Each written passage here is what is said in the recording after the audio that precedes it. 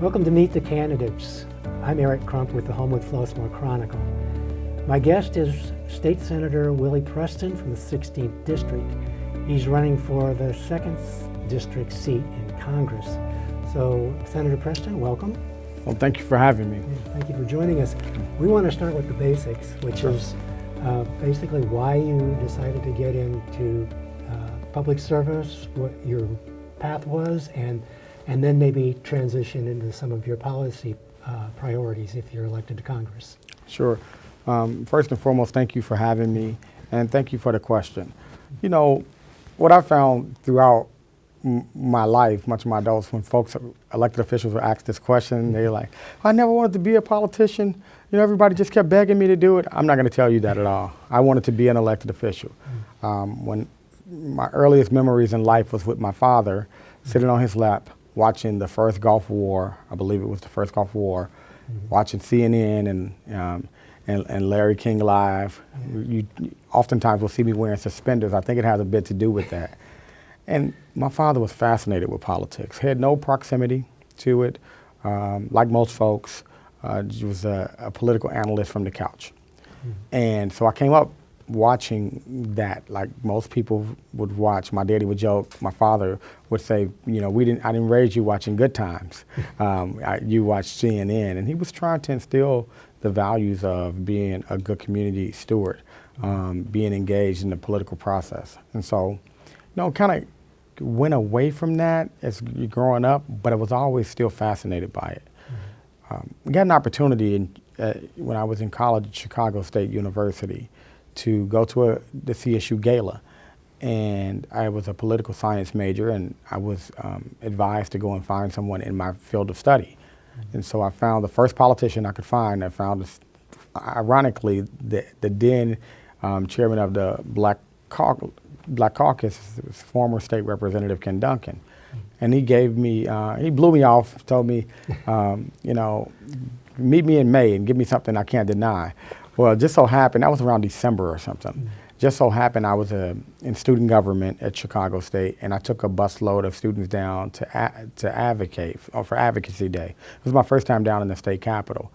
And I saw him. It was a busy place. It was one of those busy times. He was walking past, and I said, hey, you remember me? Of course he didn't remember me. And I said, listen, you know, I'm giving you something you can't deny. I'm a leader. I got all these students here with me. He gave me his number, told me to give him a call over the weekend. I called him, and he allowed me to become an intern for him, and I think the rest is history. I got to my first real seat to see in the state politics and how it worked. And that led to eventually to your current position, right? Yeah, I think that was a true enlightening moment for me.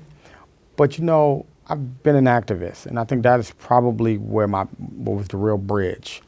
I was an activist at Chicago State at the time.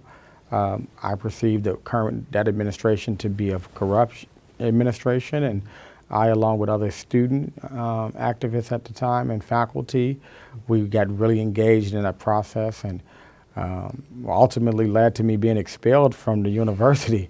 But it was a true lesson in Chicagoland politics there, because they really did practice a really ruthless politics on a student.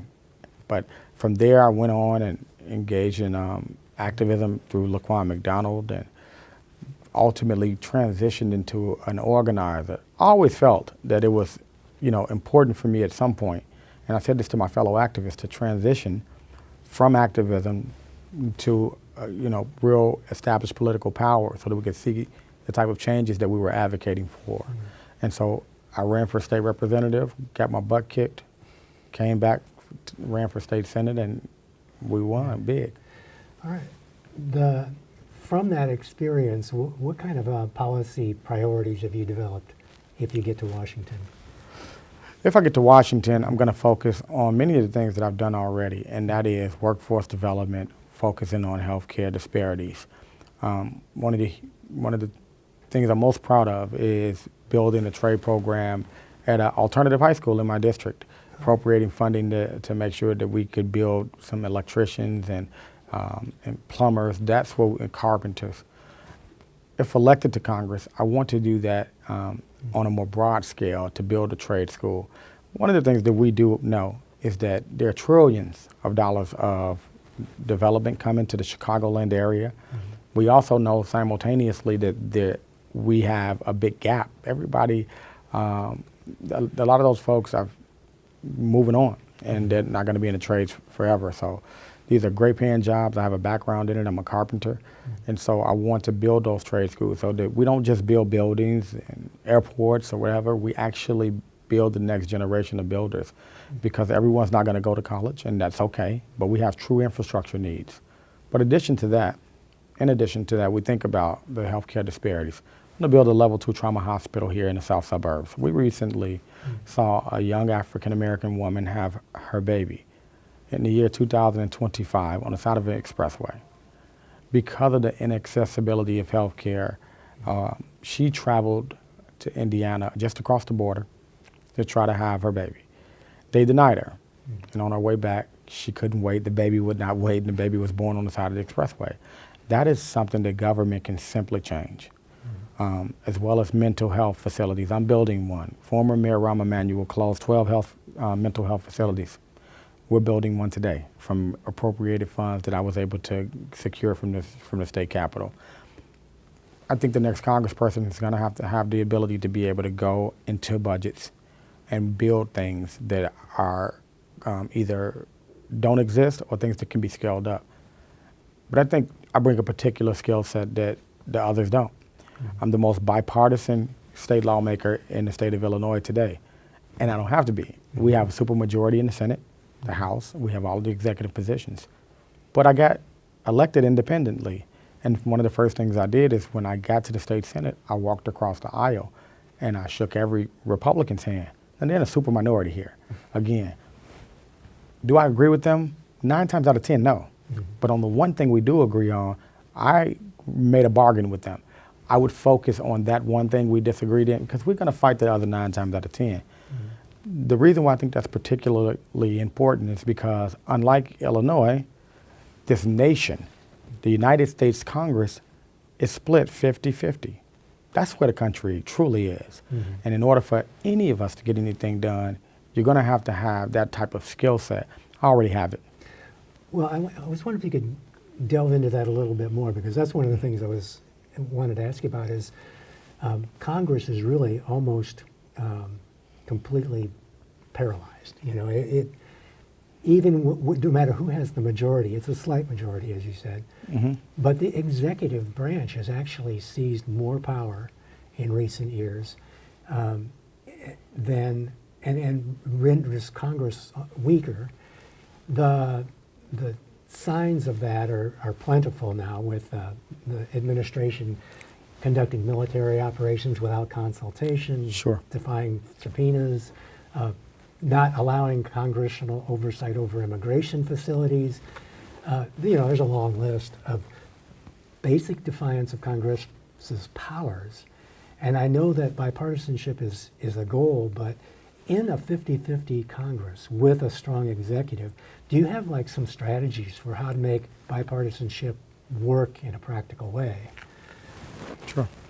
No, I think that's an excellent question, and I think what it speaks to is what I consider to be the largest threat to democracy, and that is this very blatant, quite frankly, very brilliant, and some people are going to kill me for saying this, but this very brilliant attempt by Trump to be able to challenge every single norm that we have. I think what this has gifted us with, however, is an opportunity for us to have some strong considerations about the Supreme Court. We need to evolve the Supreme Court, because what we realize is that it's been stacked. And the whole premise of the Supreme Court and the lifetime appointments provision is to make that institution the ultimate balancer between the executive and the Congress. Well, when you have such a weigh in on this modern day politics of this is a Republican Supreme Court, that in and of itself is an oxymoron that is dangerous, un-American, and unprecedented, and it's one that will not stand up to this moment. And so I'm going to, as a practice, continue what I've been doing here in the state legislature if elected to Congress. I'm going to walk across the aisle. I'm going to work with every individual that I can and truly try to build relationships. I'll invite Republicans to the 2nd Congressional District. I'll welcome an invitation to go to Republican districts. I bet I'll find something that some people might find shocking. Americans with the same healthcare issues, with the same desires to be safe and have peace and stability in the world. And I think that type of skill set and that type of commitment to doing it and building those relationships will bode well for the next congressman in the 2nd Congressional District. That's one. But I think that it's time for us to reevaluate or perhaps expand the Supreme Court, because when I see cases like Louisiana versus Callis that challenges the Voting Rights Act in its most profound ways than it's ever been challenged before, what I am seeing is that institution not only being a balance of power, but simply being a tool to destroy the progress that has been made from my ancestors like Dr. King, Jesse Jackson Sr., and others. And that's something that I think this country cannot afford, because it's a rollback and not a step forward. So part of reinvigorating Congress's power lies with reforming the Supreme Court. It is completely tied. Yeah. And I'm going to tell you why, because every president has an opportunity. Even Jimmy Carter, who was a one-term president, each president they profoundly impact the nation. And it's from this one word that I don't want anybody to leave without understanding. It's the precedents to set. See, what I find to be, sadly, what I find to be so sad about our politics right now, on the Democratic side, is that everybody is taking the bait. Trump. It's not Trump. Haven't they realized? It is what the presidency set. I'm not worried about Trump as much as I'm worried about Trumpism. Trumpism can survive far out longer than him. This idea that the executive branch is someone that can punch a finger and say, well, let's go kidnap a president. Can punch a finger and say, this is my military force. Can say, I don't want them to get any food stamps. That program is mine. This is something that will outlive him. He has laid down the foundation, and what unfortunately we see that the Supreme Court in its current form is sadly unprepared to be able to deal with this. And I'll close with this. I know I'm kind of long-winded. When you see the executive branch and the federal government attacking states in the way in which particularly Illinois is being attacked, as a state lawmaker right now that administers federal programs such as SNAP, such as Medicaid, Medicare, we are not designed to take on the federal government. And so the always has been the balancing piece of government between the executive and the legislature has been the Supreme Court. Clearly it's not working. We have to reform it, and it needs to be done in a thoughtful way as the 12 founders did, but it's time for us to evolve it. Yeah, so systems matter, and if this system is being changed to be more authoritarian, that's what you want to pull back from, right? 100%. Yeah. 100%. But I don't want to do it. I don't want to go reverse. Yeah. I don't want to take away the executive's authority because I'm only looking at Trump and not what would be in the future, because we may get another Obama, we may get another Kennedy, we may get someone better than any of them. The legislature, however, cannot become carte blanche over the executive. And so I think the most thoughtful remedy is to make sure that we curate a Supreme Court that can last for generations to come, as the Supreme Court has lasted up until this point. That's right. Yeah, okay. I love that. That's the way that's restoring the balance there. Okay. I wanted to touch back on, you mentioned workforce development as one of your key focuses. Sure. The question we ask everybody who's running for 2nd District is what you think about the South Suburban Airport, which is touted as a job developer and would provide a place for workers who we develop to go to work. So what is your assessment of that project? Long in the making, but has made progress recently. So. Oh, really? You know, I think any connections and connecting folks to the global economy is something that we should all embrace. That's one.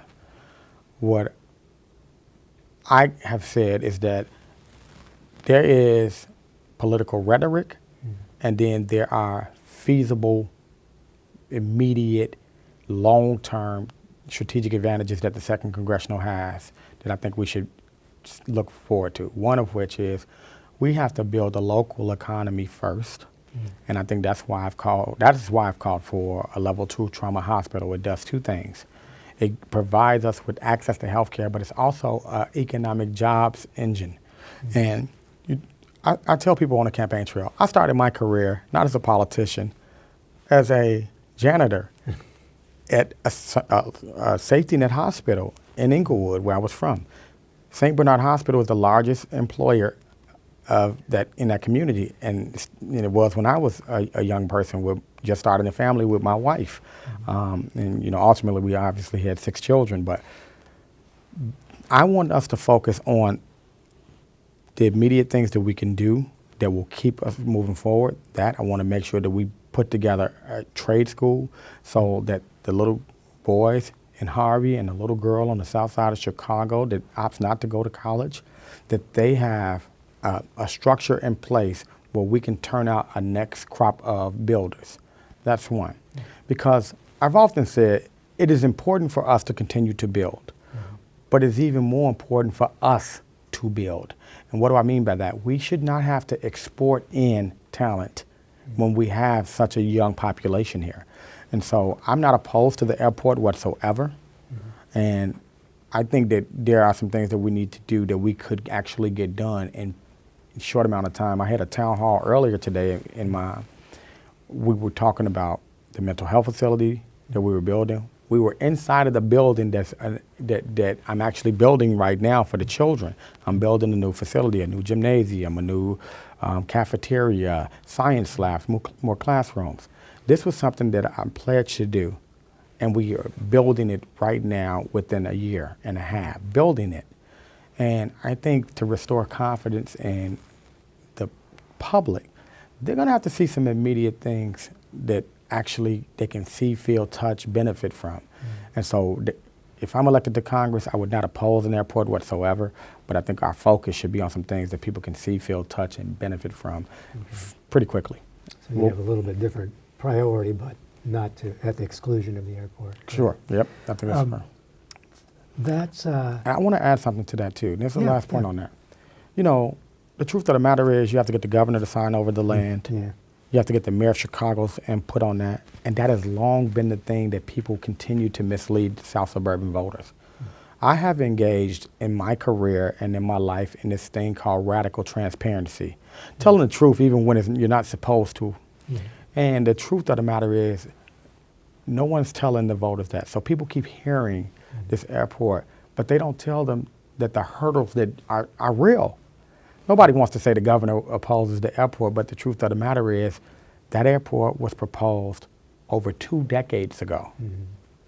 And one of the things that people dislike about politics is like, what's taking so long? Why isn't anything happening? And I want the voters to be aware of that too. Now, I'll work with any governor, I'll work with any mayor, but you don't hear them speaking about putting an airport in the south suburbs.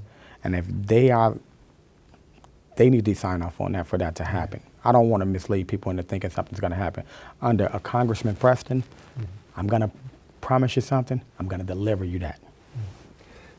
I'm glad you mentioned transparency because that's key to good governance, according to a journalist.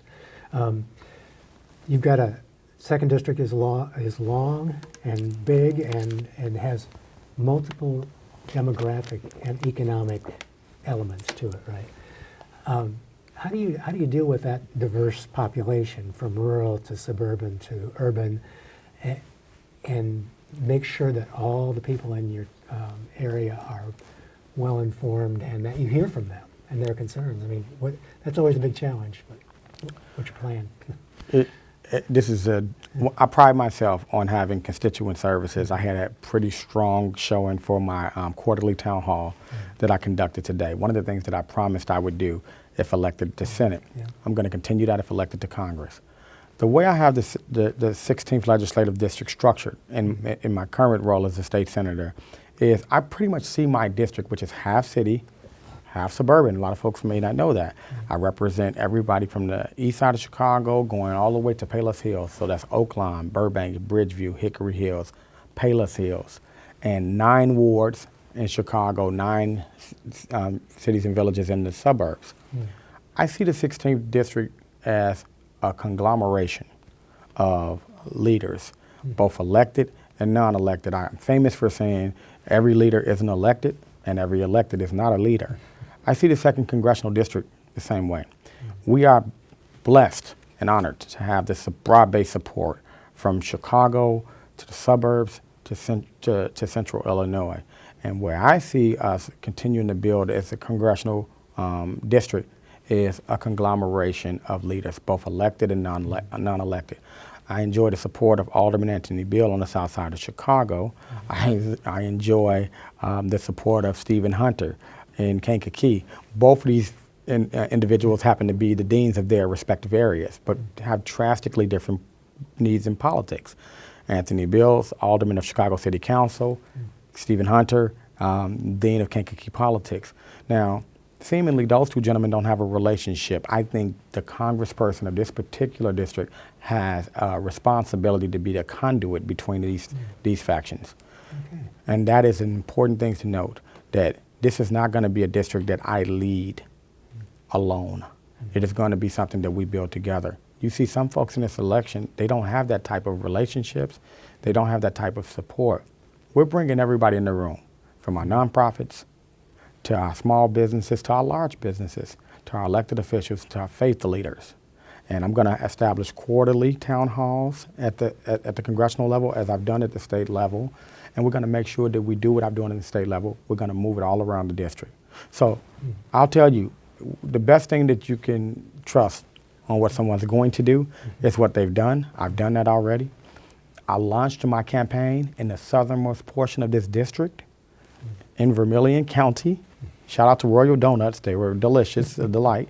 And then I moved on up from Vermilion. We had stops in the Kankakee area. And then we went on over to the south suburbs, not too far from here. And ultimately, it culminated on the south side of Chicago, where I'm from. And I think that that's, to me, the way you start is often the way you'll finish. The way you campaign is often how you'll govern. I did that thoughtfully because I understood that the guy from the south side of Chicago needed to do an extra mile and demonstrate to the people in central Illinois that I'm going to be your congressman as well. And look, if I was just listening to consultants, I would have been at the Pullman Porters. I would have been over in Hyde Park. I would have been where I believe my base is supposed to be. But the base is every single person. The base can be on a farm. I've been on a farm. We have 4,500 farms inside this district. I am very committed to every single person inside of this district, at the very bare minimum, believing that they have a congressman and someone who represents their interests. And the only way that's possible is if I bring those leaders, again, whether it's a rural pastor, and Alderman Anthony Beal has been in Chicago hard-nosed politics in the city council since 1999, in one room and saying, this is where the nation is, this is where the agenda is set. How does this impact you, her, you, her, and me? And this is what the 2nd Congressional District has its strength from. The diversity of this district comes from its strength, by it being the most American district in America. Big city Chicago, suburban, and rural Illinois, all wrapped in one, baby. We got the best of the best of all worlds. There you go. All right. I wanted to shift to one last topic that I think could impact all of those people, and especially when you talk about workforce development, that's going to be impacted, and it's artificial intelligence, which is poised to potentially remake our entire economy and society. I wanted to just lay the groundwork with a couple of bits here. There's there are a few alarmists when it comes to the trajectory of AI. Eliezer Yudkowsky's book, his newest book that just came out, is titled "If Anyone Builds It, Everyone Dies," which is, he's talking about super intelligent AI. Can you give me, well, after this, can you tell me his name? I want to read this. And then there are companies like one that I just saw recently mentioned on a Hard Fork podcast. It's called Mechanize, And their stated mission is to eliminate human labor. They think that AI will just be more efficient. It'll, in relatively short order, will render human labor obsolete.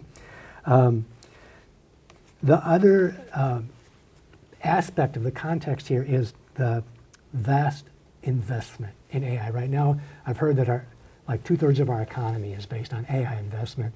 At the same Hard Fork podcast, they gave this little factoid. The interstate highway system cost $3 billion to develop over 36 years. That's adjusted for inflation. And AI companies are investing $6 billion, double, in 1 year. So if the AI investment is dwarfing the interstate system, which changed our transportation infrastructure dramatically, we have to wonder then, what kind of role are people going to have in that transformation, and how is Congress going to represent us in the face of this steamroller? Well, I appreciate that question. You know, one of the things that I think is extremely tempting when you run for elective office is that you want an answer for everything when you're asked. I don't have the answers to the question you just asked. What I do have is the integrity to admit that. Because what I do want to speak to, I want people to have confidence in their congressman that he knows what he's talking about. This is all coming on pretty rapidly, and I rely on subject matter experts in areas where I'm not as equipped, that I haven't studied. Again, you want to know what you're talking about at this level. And so what I will say is that there is a couple of challenges that we have as a nation. One, we cannot lose the technology war, because that will be an abandonment of our national security interest. We know that we have other large nations, such as China, that did everything they can to spy on us, to steal our technology, and that they have a different style, different form of government that would allow them to be more efficient, let's say, because they don't have to deal with the hurdles of democracy that we hold near and dear to us. And so I want to make sure that we're able to be competitive. While at the same time, I think that the general belief from most Americans is that we don't want to allow anything that's going to kill us all. So ideally, what I have done just recently in my current role is I'm drafting legislation to make sure that the children in the next generation are mandated to study AI. Because I think that, again, it goes back to the point where I always tell my children, know what you're saying, know what you're talking about. And so the next generation has to be armed with the education to be able to explain to us what they believe we should do. And I also do support banning ChatGPT from schools so that the kids actually are still utilizing their brain and not telling Chat to let us just run freely. That's probably what it was. I saw recently, I read an article where an artificial intelligence system once shut down, got the warning, and started rebooting itself in other places so it wouldn't be shut down. And that was pretty terrifying, I would admit. But I think in terms of AI, the guiding principles must be keep America competitive, because it is vital to our national security interest. Also, make sure that the next generation has the tools and that they're equipped to actually lead it and understand it.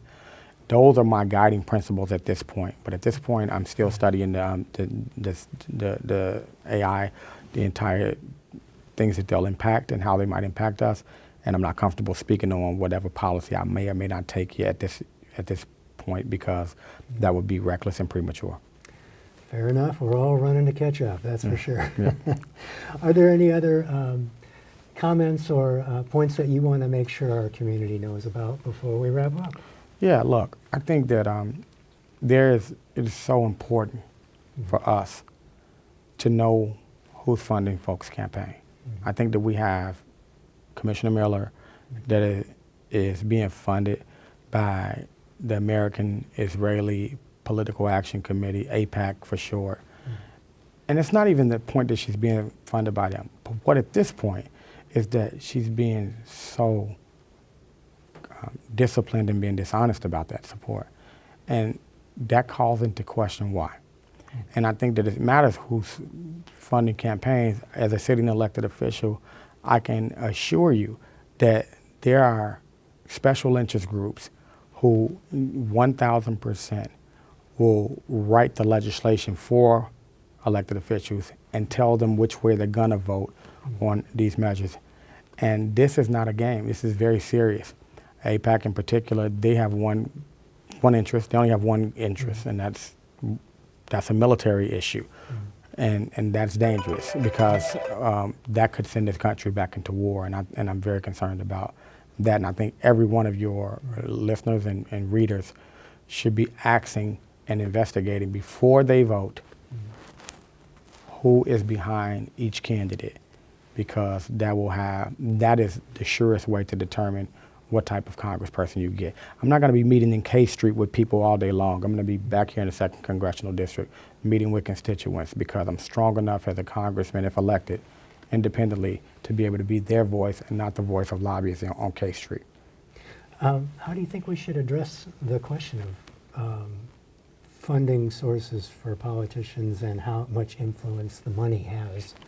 Do you have ideas for how to address that problem? It's really simple. In Citizens United, that is something, corporations are not people. That again goes back to where we started in this conversation, which is the Supreme Court. Those type of declarations, really, they undermine regular people. Now, we know that the way the government was structured, it was structured to be lobbied. But the people who designed this nation, in all of their brilliance, they did not envision it being a handful of people with briefcases with checks in them, or now I guess they tap their phones to give you contributions. No, it was supposed to be lobbied by the iron workers and the plumbers and the teachers and the fishermen and and the educators and the artists. It was supposed to be all of these factions of different Americans, not whoever had the power of wealth concentrated in their hands. And that's the dangers of the entire nation. That is the danger of the entire republic. And so, in Citizens United, full stop. And because once we strip away that, I think we will be back to where we were when we were at our best. And that is a battle of ideas. Thank you for joining us. Thank you so much. Thank you for having me.